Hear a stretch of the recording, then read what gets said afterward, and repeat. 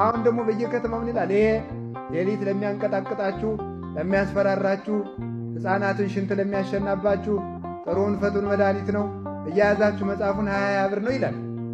እውነት መስሏችሁ እናንተ ትገዛላችሁ። ዳዊታችሁን ድገሙ ዝም ብላችሁ። ዳዊት እንዲያው መዝሙረ ዳዊት ለ40 ቀን እንኳን ሳታቋርጡ እንኳን ሁል ጊዜ 40 ቀን እንኳን ብትጸልዩ አጋንንት በእናንተ ዘውር ላይ የሁሉንም ቅዱሳን በሙሉ ገድል ብታነቡት መዝሙረ ዳዊት ነበር የሚያነቡት። መዝሙረ ዳዊት፣ አቡነ ዘበሰማያት፣ ውዳሴ ማርያም፣ ቅዳሴ ማርያም፣ ይሄ ነው ጸሎት ማለት። አሁን ከዛሬ ጀምሮ የምትጸልዩዋቸውን ጸሎች ቁጭ አድርጓቸው።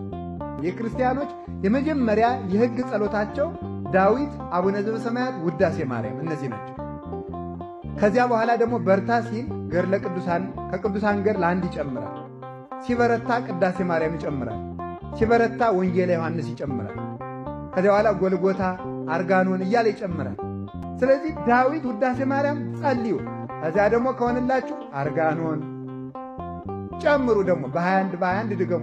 ግን ሁሉንም አንድ ጊዜ አትጀምሩት ነው የኔ ጥያቄ። መጀመሪያ የዕለት ዳዊትና የዕለት ውዳሴ ማርያም ድገሙ።